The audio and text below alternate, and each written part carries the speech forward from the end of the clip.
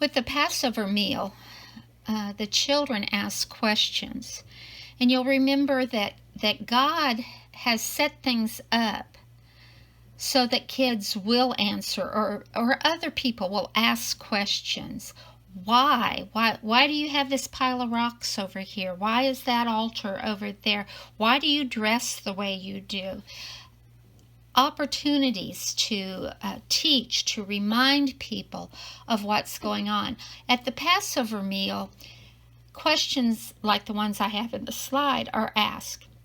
How is this night different from all other nights? And so the story of the Exodus is told.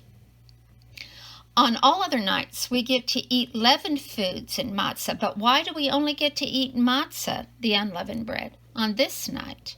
And so it's explained how they left in haste. The bread didn't have time to rise. On all other nights, we eat all vegetables. Why on this night only bitter herbs? And again, they explain the bitterness of slavery and what they had gone through.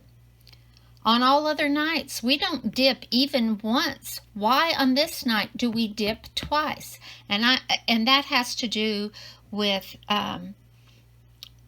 dipping the unleavened bread in, I don't know if you call it a sauce or whatever, that is part of the more modern Passover meal. Not,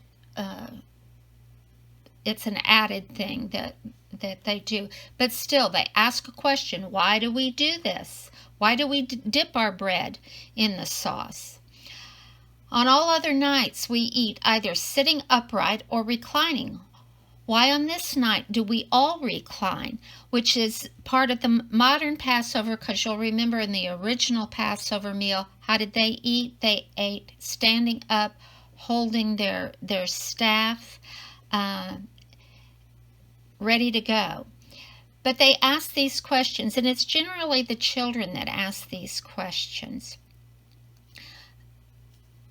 And it gives the parents an opportunity to remind them, to teach them of their story. Okay, so one of the things that came up in class was it would be great if there was some opportunity somehow for us to ask questions about how we do the Lord's Supper.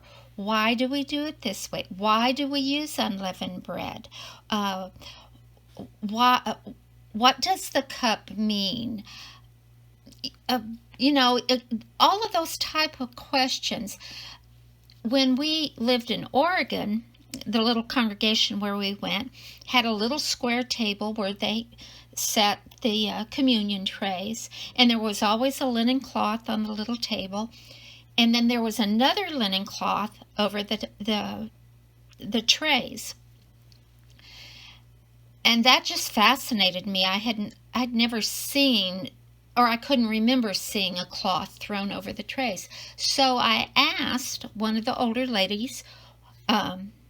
ladies why they did that. Well, it kind of offended her. She thought I was saying it was wrong, and I wasn't. I just was trying to seek out some information.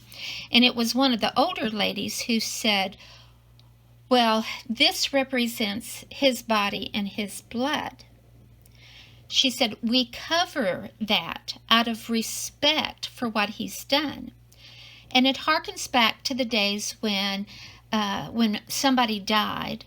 They were cleaned up, they were laid out, and they were covered up with a sheet or a blanket or whatever as people came and went in the house, as they had the sitting up, I can't think right now what the word is, the wake, there we go, the wake, but they did it out of respect. And so that, in that culture, they transferred that to the way they did the Lord's Supper. We need an opportunity somehow where our children and people who aren't familiar with the way we do the Lord's Supper can ask questions. That gives us an opportunity to explain to them why we do what we do.